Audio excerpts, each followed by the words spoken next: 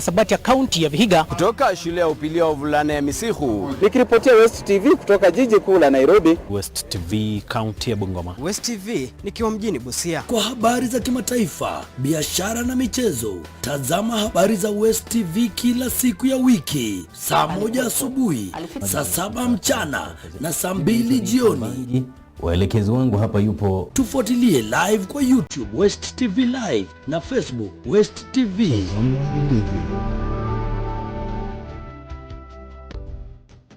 Karibu Westside Hotel. Inapatikana katika mandhari mazuri yenye hewa safi milimani mjini Kitale.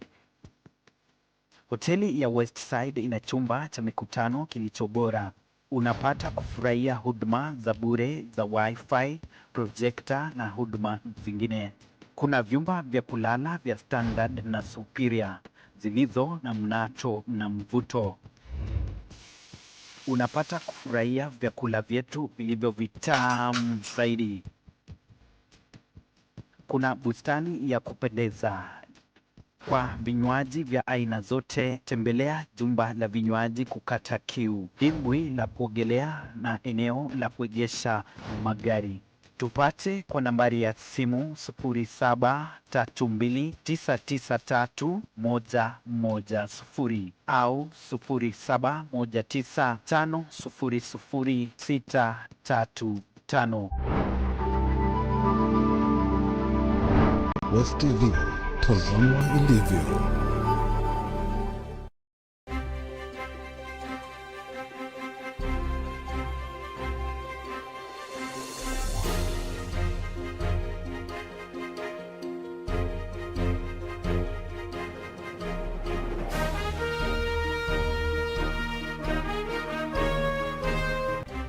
Na jioni njema popote ulipo mpenzi mtazamaji wa West TV, karibu kwenye West TV Jioni, Ijumaa tarehe 11 mwezi Oktoba 2024. Meza ya uelekezi yupo Hiran Mgaisi na Kelvin Kibet, mfasiri lugha ya ishara ni Mary Sifuna. Mimi naitwa Nick Nabangi, karibu tukupashe. Mahakama ya rufaa Ijumaa hii imemwondolea mbunge wa Sirisia John Waluke kifungo alichohukumiwa cha miaka 67 gerezani ama kulipa faini ya shilingi bilioni 1 kwenye kifungu alichokabiliana nacho yeye na Bi Grace Wahungu waliokuwa wakurugenzi kwenye kampuni ya Erad Suppliers. Kwenye uamuzi uliotolewa na majaji watatu wa mahakama hiyo ya rufaa, Jaji Asike Mahandia, Patrick Kiage na Abida Ali Aroni, mahakama hiyo ilikubali rufaa ya Waluke na mwenzake Grace Wahungu na kampuni ya Erad Suppliers, ikiondoa kifungo walichopewa katika mahakama ya ufisadi mnamo mwaka 2020. Wakitoa uamuzi huo, majaji walitaja mianya na udhaifu mbalimbali wa kisheria ulioshuhudiwa kwenye uamuzi uliosababisha kifungo cha wawili hao na kampuni hiyo walioshtakiwa kwa kusababisha kupotea kwa zaidi ya shilingi milioni 300 za mlipa ushuru kupitia halmashauri ya nafaka na mazao nchini NCPB. With me for praying for me. And I want to thank also my constituency that has been fighting 24/7 to make sure that the world see that this case was not fair to me.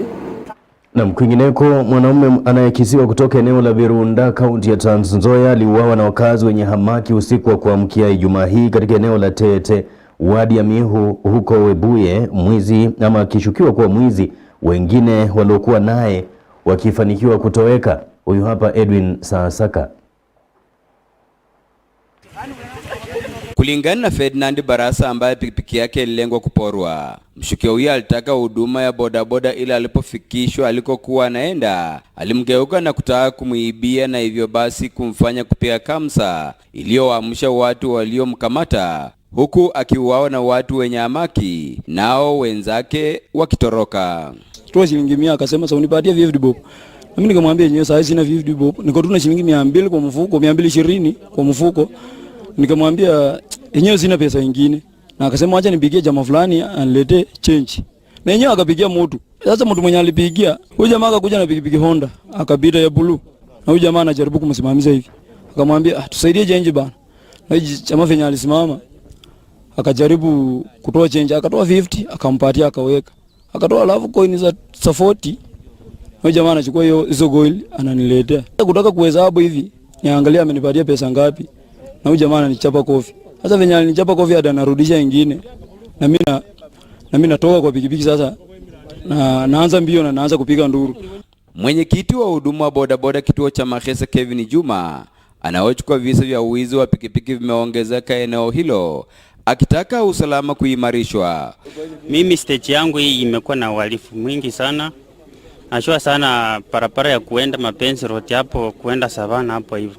Pikipiki zimepotea sana. Sasa hii ya mwisho hii yenye tumepata jana, nimekuwa nyumbani nikapikiwa simu. Pikipiki imekuwa imeibiwa kutoka stage yangu tena.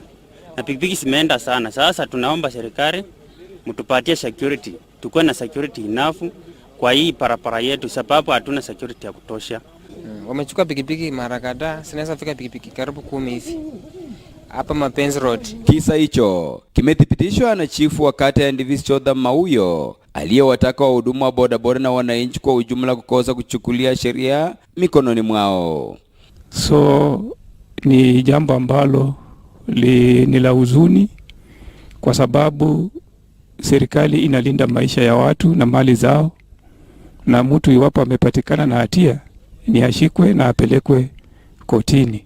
Mwili wa mshukiwa ulichukuliwa na maafisa wa polisi na kupelekwa katika chumba cha wafu cha hospitali ya kaunti ya Webuye. Kutoka Tete, wadi ya Miu, eneo bunge la Webuye Mashariki, kaunti ya Bungoma. Jina langu ni Edwin Sasaka. Baadhi ya wakazi wa eneo la Vihande, wadi ya Ingote Matea, eneo bunge la Navakholo, kaunti ya Kakamega, walishiriki maandamano kushinikiza serikali ya kaunti ya Kakamega kukamilisha ujenzi wa barabara na daraja la Vihande linalounganisha wadi hiyo na ile ya Butoto Mashariki. Ni kama anavyotupasha Brenda Wawire. Kulingana na wakazi hao, daraja hilo lilipaswa kuzinduliwa mwezi Juni mwaka huu, ila hadi sasa limesalia kuzibwa kwa mchanga, huku wakitabika kusafiri. Complaint yetu ni kwamba sisi tuko na shughuli ya hii market hapa karibu. Our nearest market ni hapa Mkaba hapa. Kweli Mungu. Our nearest hospital ni hapa Mkaba. Sasa hizi inabidi tuzunguke distance ya almost 100. Tutumie 100 shillings. Kwa boda boda ndio tufike kwa market. Na ile hali tuko na 15 to 10 minutes. 10 minutes to 15 minutes kufika kwa market. Tulikuja hapa tukatanganywa tuko na daraja hapo, akaanza kujenga hii daraja. Tangia ile wakati mpaka sasa hii daraja haijaisha. Watoto wetu sasa waendi shule wenye tulikuwa tumesaini huko wasomuke Mkaba. Kulikuwa na daraja yetu hapa, daraja imepepwa na maji. Viongozi wenye wako hawakuji siku hizi, hawatuonekani, hatujui tuko wapi. Maji tunachota huko ng'ambo. Hatuna vile tutapita, inabidi tupitie kwa maji. Hata kuna mama juzi ameanguka hapo na mtungi. Imebidi wa mama tungangane, tumvuruta, tumutoe kwa maji. Watoto hakuna vile wanaenda shule, watoto wanaishi nyumbani. Kama ni ngumu mkuja mbomoe hii kitu itoke hapa tujue hakuna daraja. Hata hivyo, kituo hiki kilimtafuta waziri wa barabara katika serikali ya kaunti ya Kakamega, mhandisi Patrick Kundum, ambaye ametaja kucheleweshwa kwa fedha kutoka serikali ya kitaifa kwa sababu kuu iliyoathiri ujenzi wa madaraja 14 yanayojengwa kaunti nzima, akiwahakikishia wakazi kumalizika kwa daraja hilo pindi tu pesa zitakapopokelewa na serikali ya kaunti. Contractor ametueleza kwamba kufikia sasa ametumia pesa zake nyingi na amefika kiwango anahitaji apate msukumo mpya by kupata hii malipo ndio arudi kwa hii phase 2 ya kumalizia hiyo project. Tunajua kwamba kwa mwananchi wa kawaida hii mambo tunasema hii ya ofisi na kadhalika, saa zingine huwa hawana habari na hawezi kuelewa kuna shida gani ama ni namna gani, lakini hivyo ndio vile ilivyo. Hiyo kazi imesimama kwa muda kidogo kwa sababu ya upungufu wa pesa upande wa contractor, na yeye pia anangoja upande wetu tumlipe, na hiyo malipo vile nimesema kila kitu iko tayari, ni kungoja hiyo transfer kutoka kwa serikali kuu na kazi iendelee mpaka kumalizika. Brenda Wawire, Westv, kutoka kijiji cha Vihande, eneo bunge la Navakholo, kaunti ya Kakamega.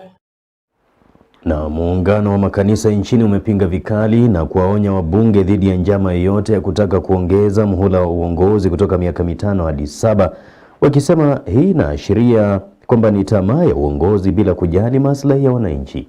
Huyo hapa Mike Musikoyo.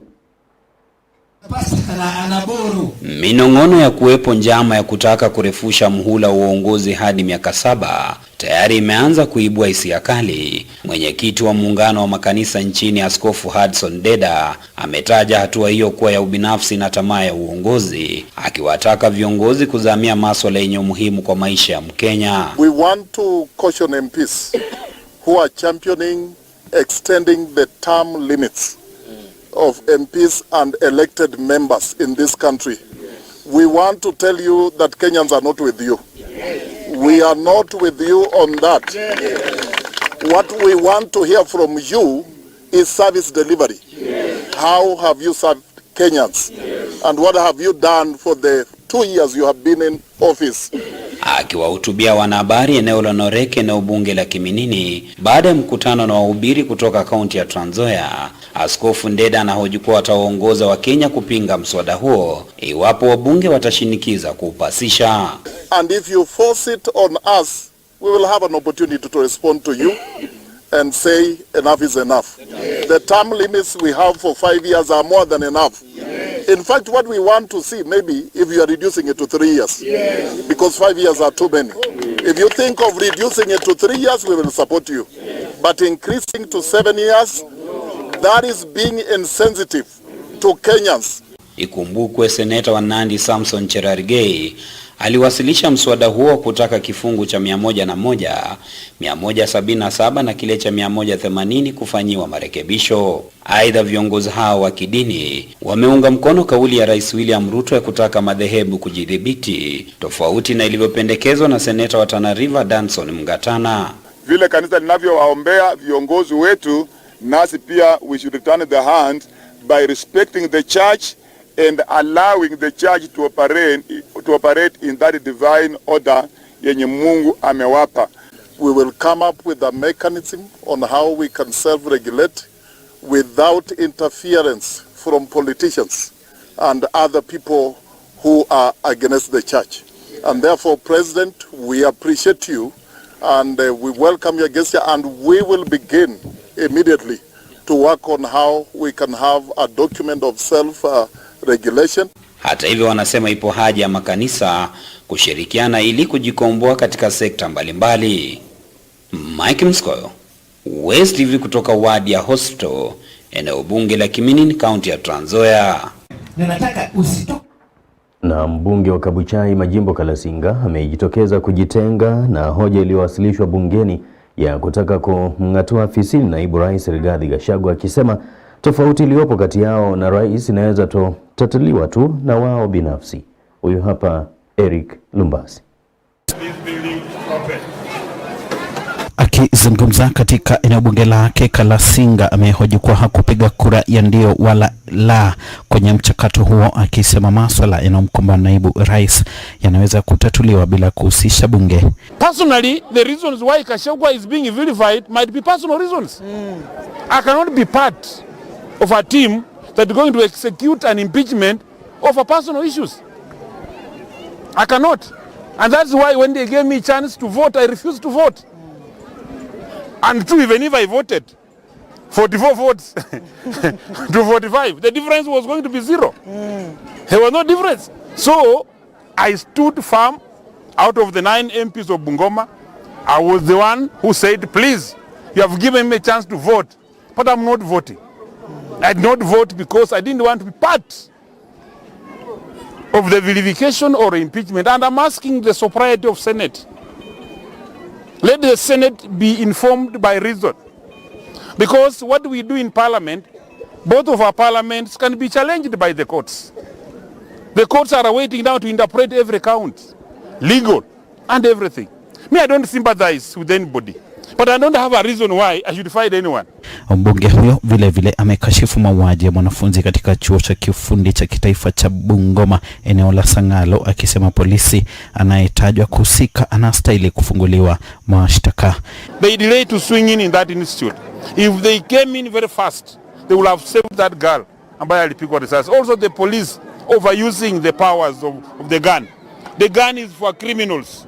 The gun is not meant for girls. The gun is not meant for boys in schools. The guns are meant for bad animals and bad criminals. It's very wrong to have to misuse the firearms on that day. That girl was armless. She was just saying what this doesn't want, and she was to be heard by any means. So the IG must explain to us what was the circumstance that led to that death, because that askari was not in danger to use the gun. It was that unfortunate. We can't leave it, it must be. And I'm asking that the government is not going to be always arranging that mtoto akiumizwa akikufa wanasema tunaenda kukaramia mazishi. That is not the reason.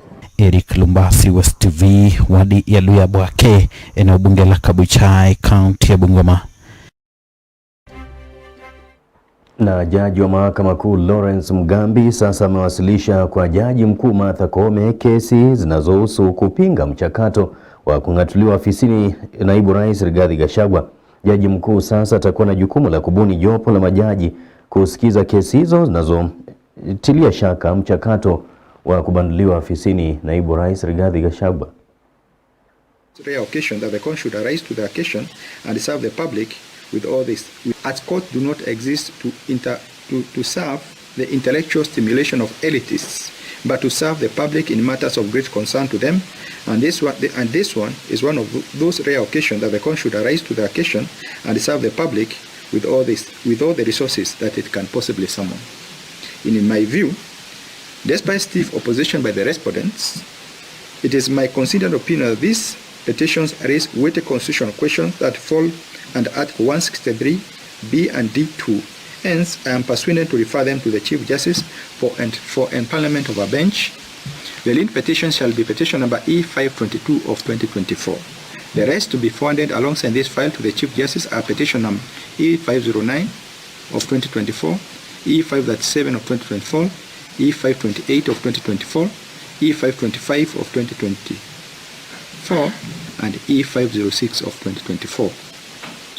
Kwingineko, mbunge wa Luanda Dick Maungu ameusuta vikali mfumo mpya wa bima ya afya SHIF, akisema mfumo huo una changamoto nyingi na anatoa wito kwa serikali kurejelea bima ya awali ya NHIF. Huyo hapa Sheldon Asahulu.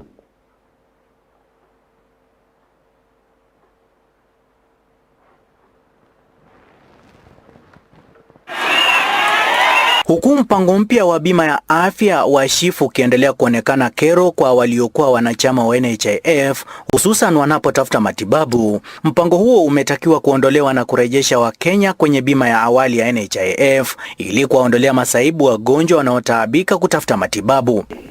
Kuna mnyama ameingizwa kwenye nchi anaitwa Social Health Insurance Fund, ambao anasema kwamba ni mradi wa afya kwa wananchi. Lakini mradi ule kwa sasa kuna shida kubwa, wananchi wanaumia kwa sababu hawapati matibabu vile inatakikana.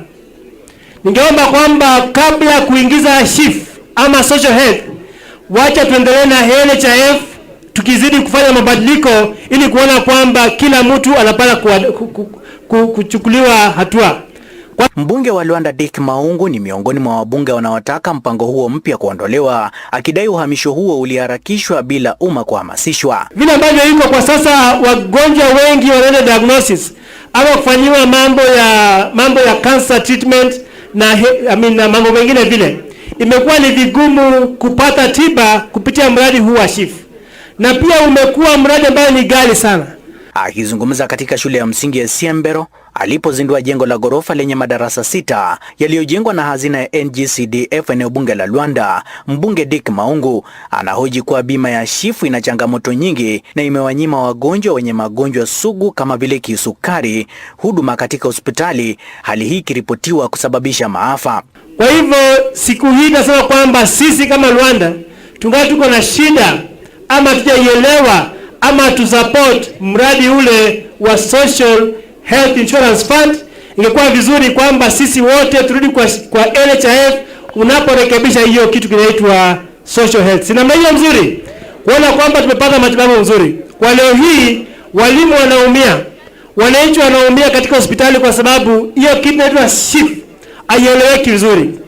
Mbunge huyo ametetea hatua yake ya kupigia kura mswada wa kumbandua afisini naibu rais Rigathi Gachagua, akisema hiyo si ishara kuwa amejiunga na serikali, akikariri kuwa atamuunga tu Rais Ruto mkono iwapo atawafanyia wakazi maendeleo. Mimi nitafanya kazi na serikali iwapo serikali itafanya kazi vizuri, lakini kienda kinyume cha matakwa na matarajio ya wananchi, mimi nitakuwa ya kuipinga. Kwa hivyo leo hii niko hapa na ningependa waziri angekuwa hapa asikie haya, kwamba sisi tumesema kwamba tungalipenda kuunganisha nchi yetu ya Kenya ili iwe ni nchi moja. Nikiripotia West TV kutoka shule ya msingi ya Siembero iliyopo wadi ya Wemelavi, eneo bunge la Luanda, kaunti ya Vihiga, jina langu ni Sheldon Asahulu. Na operesheni ya kurejesha utulivu nchini Haiti ikiendelea, Rais William Ruto na Waziri Mkuu wa Haiti Dr. Gary Conille wametoa wito kwa mataifa ya ulimwengu yaliyoahidi kuchangia operesheni hiyo kutekeleza ahadi zao ili kufanikisha operesheni hiyo ya kurejesha udhabiti na usalama nchini Haiti. Huyu hapa Leonard Wamalu. Wakizungumza katika kikao cha pamoja katika ikulu ya rais jijini Nairobi, Rais Ruto na mgeni wake walihoji kwamba ni muhimu kwa mataifa mbalimbali yaliyojitolea kushiriki operesheni hiyo kuafikia ahadi zao za rasilimali, fedha na mahitaji mengine ya operesheni, huku wakionyesha kuwepo kwa matumaini ya kufua dafu kuleta udhabiti na usalama wa kudumu katika taifa hilo. Kenya and Haiti therefore stand united in calling on the international community to urgently rally behind this mission. And the operation word here is urgently. We have a window of success that is evident from the operations that have been carried out. So this is no longer a reactive, temporary mission. It has become a mission to the end to make sure that we can actually regain a level of safety that's acceptable in the region now. Aidha, viongozi hao walihoji kwamba mipango yote hitajika ya operesheni hiyo imeimarishwa ili kupunguza visa vya majeruhi na waathiriwa katika vikosi vya polisi wa Kenya na mataifa mengine washirika wanaokabiliana na majangili na magenge yanayoyumbisha usalama wa taifa hilo la viziwa vya Caribbean. The conversation I've had this morning with Prime Minister Conille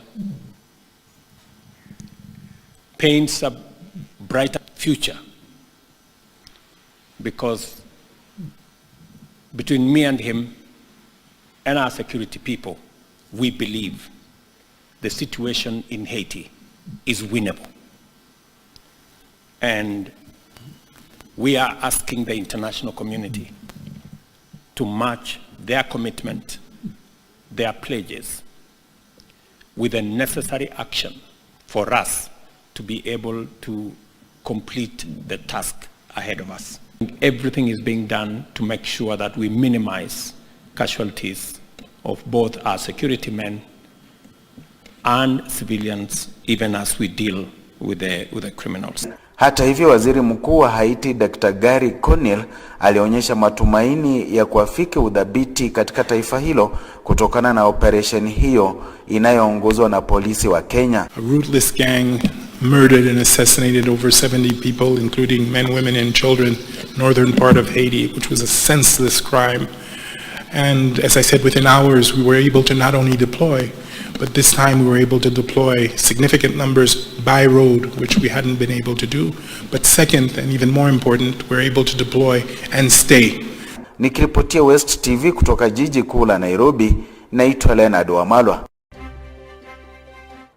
Na mbunge wa Likuyani Innocent Mugabe ameisuta serikali ya kitaifa kwa kupunguza mgao wa fedha kwa ufadhili wa masomo kwa shule za umma, akiitishia kuwasilisha bungeni mswada utakaohakikisha serikali inatuma fedha za kutosha shuleni na kwa wakati.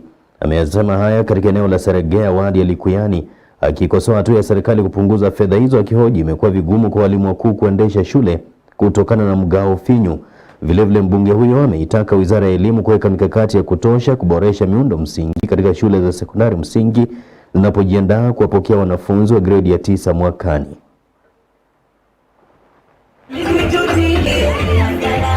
Tumeona pesa ya capitation sasa, badala shule zetu zipate 21,000 wamepunguzwa mpaka 11,000. Sijui hii serikali inafikiria hawa principals watatoa wapi pesa ya kulipa suppliers, ya kulipa staff, ya kulipa stima na mambo mengine katika hizi shule zetu. Kila mwaka pesa ya capitation imeendelea ikipunguka. Ni lazima tuangalie hili swala, na mimi kama mwakilishi wenu wa hapa Likuyani ninahakikishia kwamba nikienda kule bungeni nitaleta mswada wa kuhakikisha kwamba shule zetu zinapata capitation kwa njia iliyo sawa na capitation ya kutosha, ili watoto wetu wasifukuzwe nyumbani kwenda kutafuta. Najua tunaenda grade 9 mwaka ujao, na ni lazima tujipange. Sisi kama CDF tumefanya ile tumeweza, na pia kama ministry mmejaribu, lakini haitoshi. Na unajua yote tutarudi kwa baba ambaye ni ministry. Ministry yeke mipango dhabiti kuhakikisha shule zote, hakuna shule itakosa darasa ya grade 9 ikifika January. Sababu sijui watoto watasomea chini ya mti ama watasomea wapi. Tukimaliza pale tuanze kuangalia mambo ya laboratories, mambo ya libraries, mambo ya workshops katika shule zetu za JSS. Kwingineko, uhaba wa sodo katika kaunti ndogo ya Mlima Elgon umetajwa kuchangia kudorora kwa elimu ya mtoto wa kike eneo hilo na ongezeko la visa vya mimba za utotoni miongoni mwa wanafunzi wasichana. Sasa wito ukitolewa kwa wadau mbalimbali kubuni mikakati ya kuhakikisha usawa katika masuala haya ya elimu eneo la Mlima Elgon. Ni kama anavyotupasha sasa Thedius Wachie. Baadhi ya viongozi kutoka eneo la Mlima Elgon kwenye maadhimisho ya sikukuu ya mtoto msichana yaliyoandaliwa katika shule ya msingi ya Kapsokoni DB eneo bunge la Mlima Elgon wametaja hali hii kuchangia kwa kiwango kikubwa kudorora kwa elimu ya watoto wasichana eneo hilo. These girls are struggling to get pads. They're struggling to afford the pads. And some parents are ignorant. They don't provide for our girls because they didn't have them in their time. So they don't see the need of providing for our girls. So kuna gender based violence ambaye watoto wetu wanapitia. Na sisi kama wasasi, sisi kama walimu, sisi kama administration tunanyamasia pale chini. So tujitokeze to protect our child ndio prosper. Ni hatua ambayo imelichochea shirika la Days for Girls Kenya linaloshughulikia usafi wa hedhi kuanzisha mchakato wa kutoa visodo kwa wasichana katika eneo hilo na kuwapa uhamasisho kuhusu masuala ya hedhi na kujiepusha na visa vya mimba miongoni mwa watoto wa shule.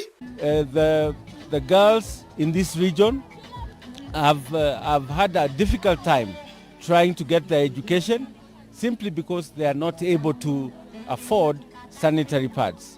Most of them miss school because when they are having their periods, so they don't go to school, and as a result, every month they lose 4, 5 days or 6 days not going to school because they don't have the pads. Washable, reusable pads that every girl is going to get today. I am calling upon all the parents, please. Let us work together to take care of our girls. Ukosefu wa sodo miongoni mwa watoto wasichana katika eneo la Mlima Elgon umetajwa kuwa kati ya sababu zinazochangia ongezeko la mimba za utotoni miongoni mwa wanafunzi. It is surprising kwamba mimba ya mapema inaongezeka na haipungui. Na ukosefu wa sodo ni baadhi ya sababu ambazo watoto wetu hasa wale ambao wa secondary school wanaweza kununuliwa na watu alafu baadaye they take advantage of them. Walikuwa wanachukua advantage kwa msichana wetu, sisi ameshapata na sasa hawatakuwa wanadanganywa na watakuwa natumia hiyo sodo kwa kuchinifaisha na pia kwa kutumia vilivyo. Nikiripotia West TV kutoka wadi ya Kapsokoni eneo bunge la Mlima Elgon kaunti ya Bungoma, naitwa Thedius Wachie. Kwingineko, mimba za utotoni zimesalia changamoto kubwa zinazowakabili watoto wasichana walio kwenye umri wa kubalehe. Serikali za kaunti za Kakamega na vilevile Bungoma zikiendelea kuweka mikakati ya kuhakikisha changamoto hizi zinakabiliwa, kumwezesha mtoto msichana kuafiki ndoto zake maishani. Ni kama anavyotupasha Brenda Wawire. As Serikali ya kaunti ya Bungoma na ile ya kaunti ya Kakamega zilishirikiana kuadhimisha siku ya mtoto msichana ulimwenguni kwa kuwaleta pamoja na kuelimisha wasichana hawa. Waziri wa jinsia kaunti ya Kakamega Moffat Mandela akiweka wazi mikakati walioweka kuboresha mazingira ya mtoto wa kike kaunti hiyo, kauli iliyotiliwa mkazo na Millicent Kiplai, mshirikishi wa afya ya uzazi kaunti ya Bungoma. Tunaangazia mipango yetu katika kuhakikisha usalama kwa mtoto msichana, kuhakikisha kwamba mtoto msichana ana elimu, na pia vile kuhakikisha kwamba mazingira ambayo anakaa mtoto msichana haswa wa Kiafrika ni mazingira ambayo yanampa wakati bora wa kuweza kukua kwa njia ambayo ni bora zaidi. Lakini pia vile tunaangazia pia zile changamoto ambazo mtoto msichana anazipitia katika kukua na katika mazingira yake, na pia vile kuangazia kwa njia ya pamoja njia dhabiti ambazo tunaweza kuzitumia kama serikali pamoja na wahisani kuweza kuhakikisha kwamba hizi changamoto tunazizingatia na kuzitoa kama vikwazo. Kama kaunti tumeweka mikakati kadhaa ili kuhakikisha kwamba mtoto msichana anapata nafasi ambayo pia anaweza kutekeleza yale maono ambayo ako nayo katika maisha yake. Na dhana ambayo tunayo katika jamii ni kwamba mtoto msichana hadhaminiwi vile kama mtoto mvulana. Tumeweka mikakati ambayo itatuwezesha kuleta level ambayo wasichana wetu wako ije juu ili wao pia wapate nafasi ya kutekeleza mambo ambayo wangependa kutekeleza. Licha ya mikakati hii, kaunti hizi mbili zimeendelea kusajili idadi ya juu ya visa vya mimba za utotoni, sasa pakiwa na haja ya elimu mwafaka kutolewa kwa wasichana wanaobaleghe kwa wakati, anavyoeleza Source Mumo kutoka shirika la Care Africa lililoanzisha mikakati ya kutoa elimu na ufadhili kwa waliojipata kwenye mtego huu. The main problem we are facing is that always resources are scarce, and we have a lot of girls who have dropped out of school, and they have a little children whom really need support, but our support is limited. Ideally, we should be targeting a large number of girls to support them to overcome the challenges they are facing. You will agree with me that these girls, they do not have a source of income, so they are really struggling to take care of their children. So if we wish if we can get bigger programs, we can target quite a number of people. But in this specific day, we are thanking County Government of Kakamega and County Government of Bungoma because they have been supporting us, especially the Minister of Health and Minister of Education and Minister of Social Services. They have been supporting us with technical area. Ni mkutano uliowaleta pamoja baadhi ya wasichana waliojipata kwenye mtego huu ambao kwa sasa wanafadhiliwa na serikali ya kaunti ya Kakamega na Bungoma kwa ushirikiano na mashirika mengine kuwawezesha kujikimu na wanao. Brenda Wawira, Westv, mjini Kakamega. Ulimwengu unapoadhimisha siku ya mtoto msichana Ijumaa hii, watoto wengi wasichana wametajwa kupitia changamoto nyingi zikiwemo mimba za utotoni, na sasa wito ukitolewa kwa wazazi kuwa mstari wa mbele kutoa malezi mema na ushauri nasaha kwa watoto wa kike. Edwin Sasaka anatuarifu.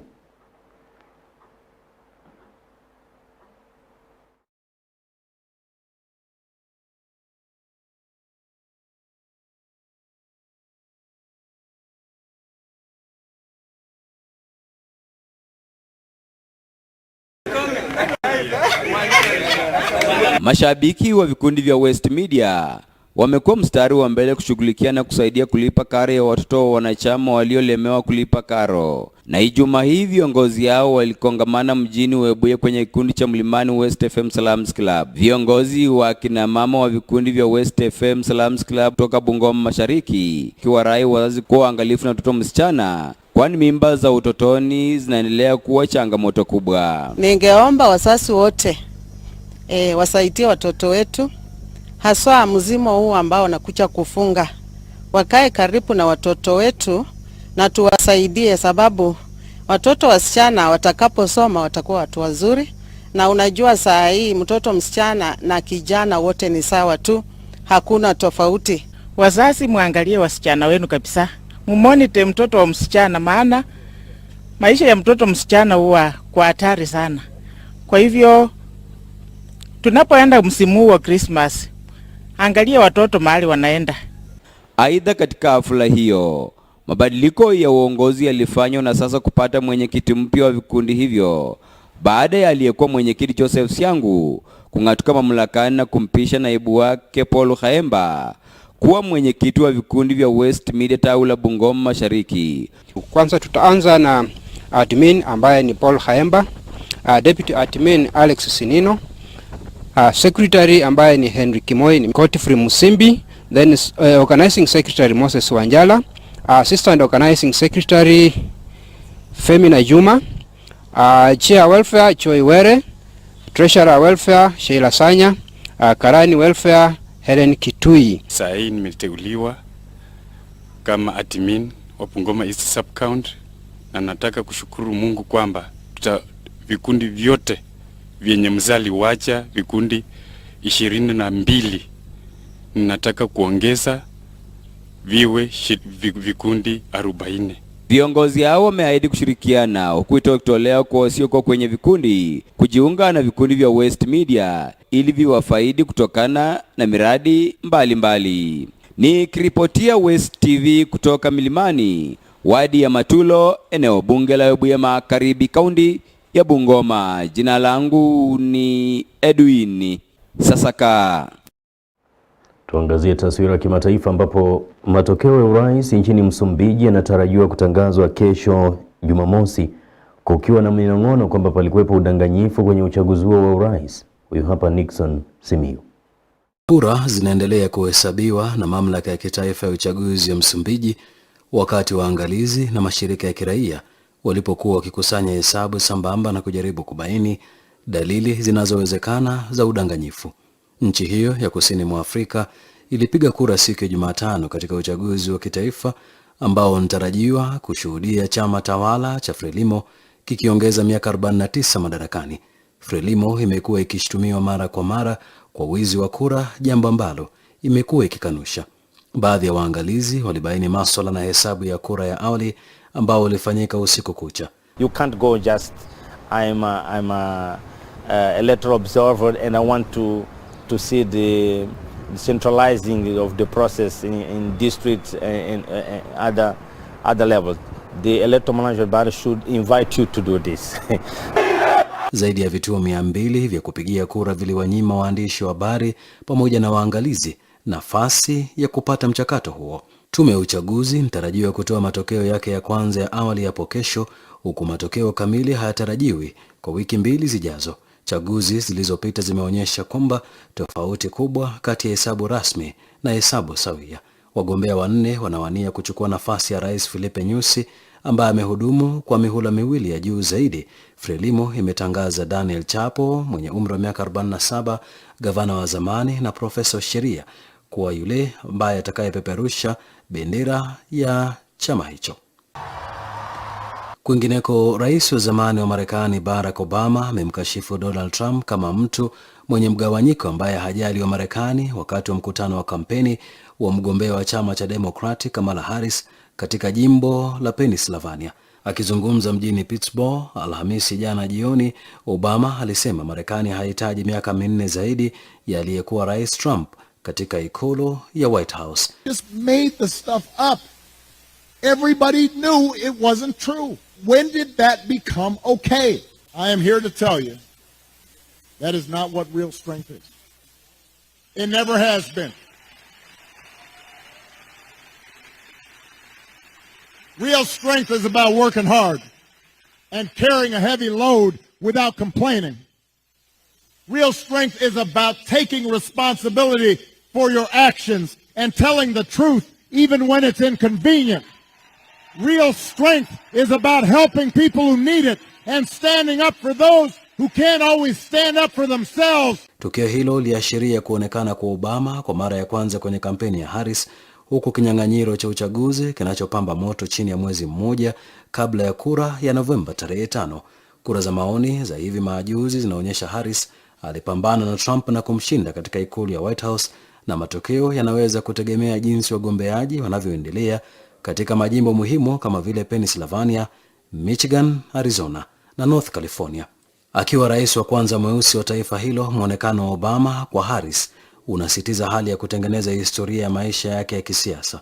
Harris, mwanamke wa kwanza mtu mweusi au mtu wa asili ya Kiasia kuhudumu kama makamu wa rais, atakuwa mwanamke wa kwanza kuhudumu kama rais ikiwa atachaguliwa mwezi ujao. Nixon Simiyu, taswira kimataifa.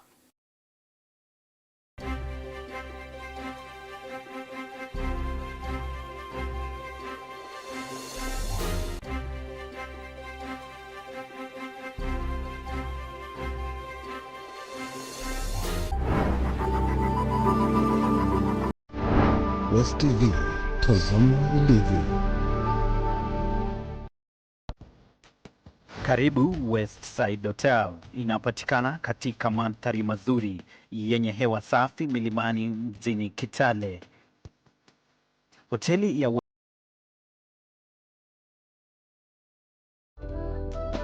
Karibu Westside Hotel, inapatikana katika mandhari mazuri yenye hewa safi milimani mjini Kitale. Hoteli ya Westside ina chumba cha mikutano kilicho bora. Unapata kufurahia huduma za bure za wifi, projector na huduma zingine. Kuna vyumba vya kulala vya standard na superior zilizo na mnato na mvuto. Unapata kufurahia vyakula vyetu vilivyo vitamu zaidi. Kuna bustani ya kupendeza. Kwa vinywaji vya aina zote, tembelea jumba la vinywaji kukata kiu, dimbwi la kuogelea na eneo la kuegesha magari. Tupate kwa nambari ya simu 0732993110 au 0719500635. Westv, tazama ilivyo.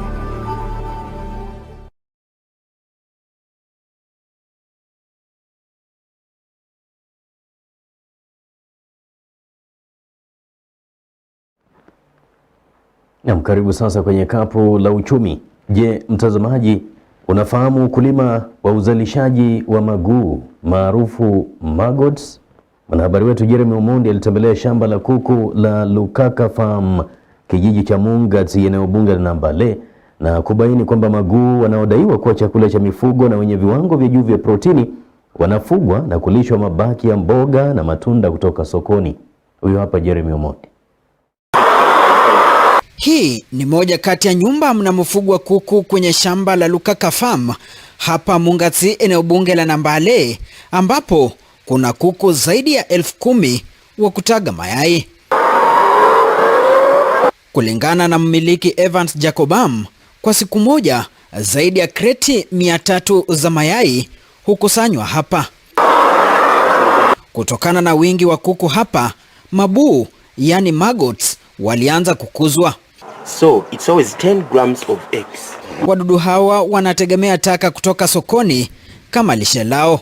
Ata Bukenya, mtaalamu wa ukuzaji mabuu kwenye shamba hili, anasema ni shughuli inayochukua siku 21 kwa wadudu hao kuwa tayari.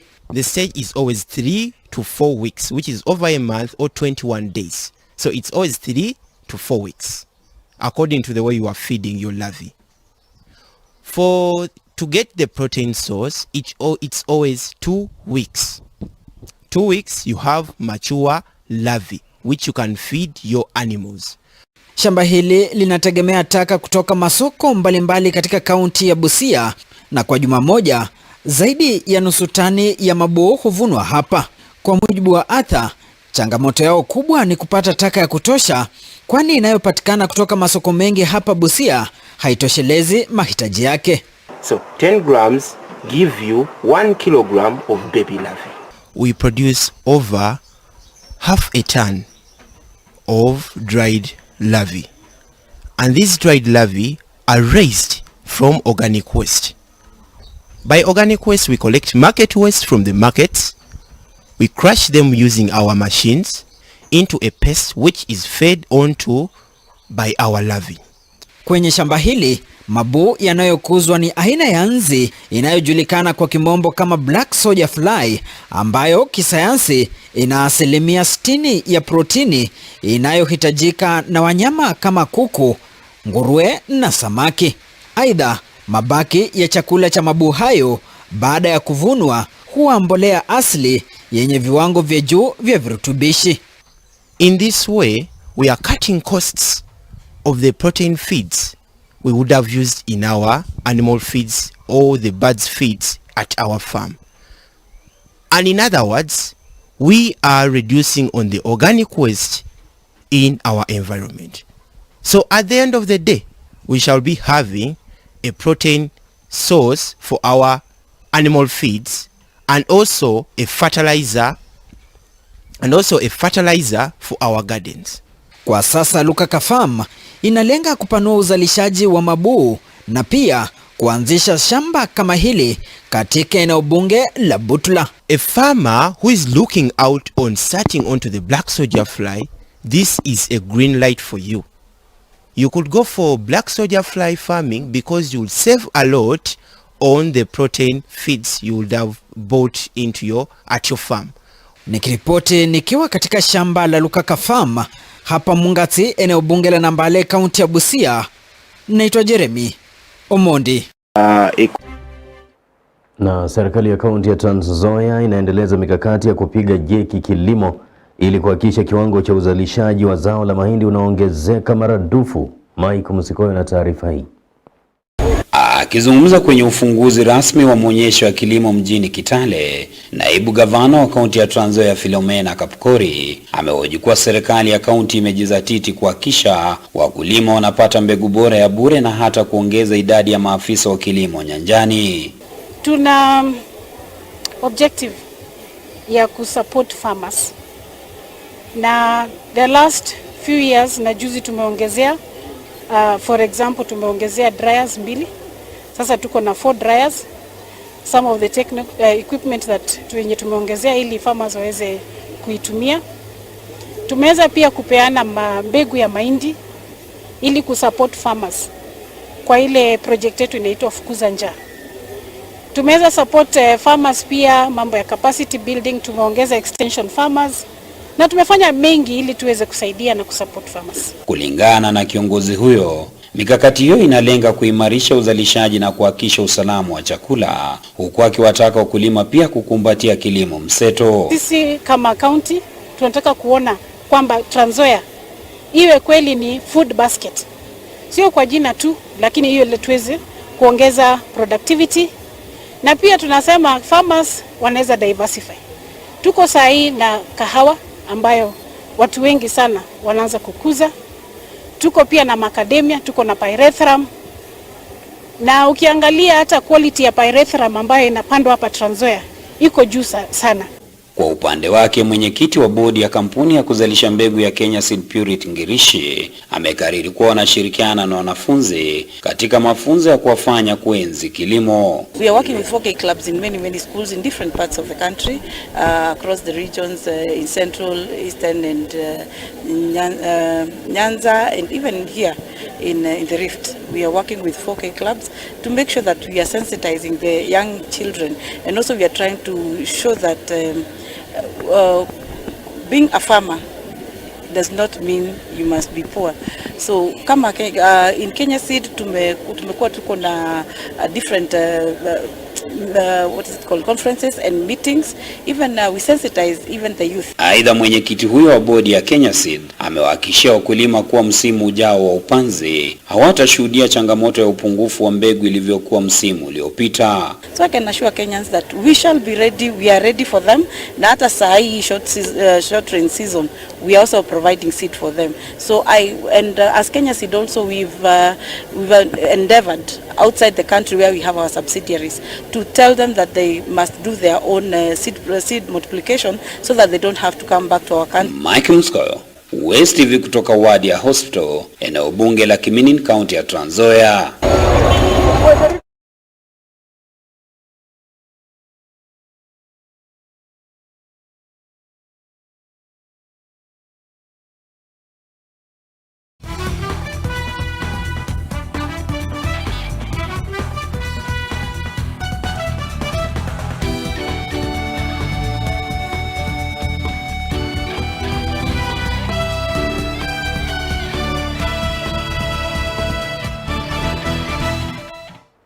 Kurunzi viwanjani. Yaounde, Cameroon. Tayari Cameroon wanaongoza mabao 4 dhidi ya Kenya Harambee Stars. Dakika kama ya 82 hivi Kenya wanapokezwa kichapo kweli katika AFCON qualifiers, yani kuwania kucheza AFCON mwaka 2025. Odunga ndiye amefungia Kenya bao la kipekee.